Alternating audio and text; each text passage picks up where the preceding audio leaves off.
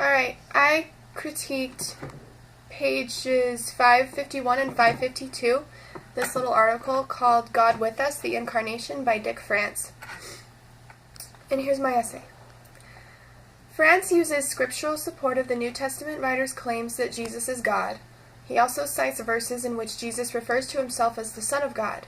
Later he mentions that the New Testament writers associated Jesus so closely with God that they saw no problem in applying to him Old Testament texts which were in fact about God, e.g. Romans 10, 9-13, Hebrews 1, 8-12, 552.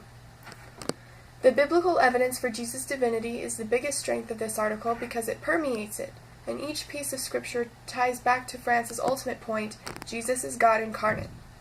Another strength of the article is his explanation of the implications of these divine claims. The people who wrote the New Testament books were Jews, brought up from childhood to believe that there is only one God, and that to speak of any human being in divine terms was blasphemy. 551. His point is that the New Testament writers' evidence for Jesus being God must have been overwhelming, or they would not have written it. Another strong point France makes is that no one else had dared to address God simply as Abba, Father, as Jesus did. 551. Jesus' reference to God in a familial sense extended beyond a normal relationship with God, and alludes to a unique family relationship, 552, and that God the Father and Jesus the Son share divine authority.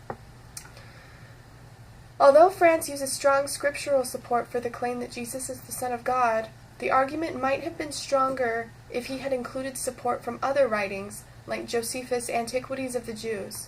The interpolated text has been eliminated. At this time there appeared Jesus, a wise man, for he was a doer of startling deeds, a teacher of people who received the truth with pleasure. And he gained a following both among many Jews and among many of Greek origin. And when Pilate, because of an accusation made by the leading men among us, condemned him to the cross, those who had loved him previously did not cease to do so.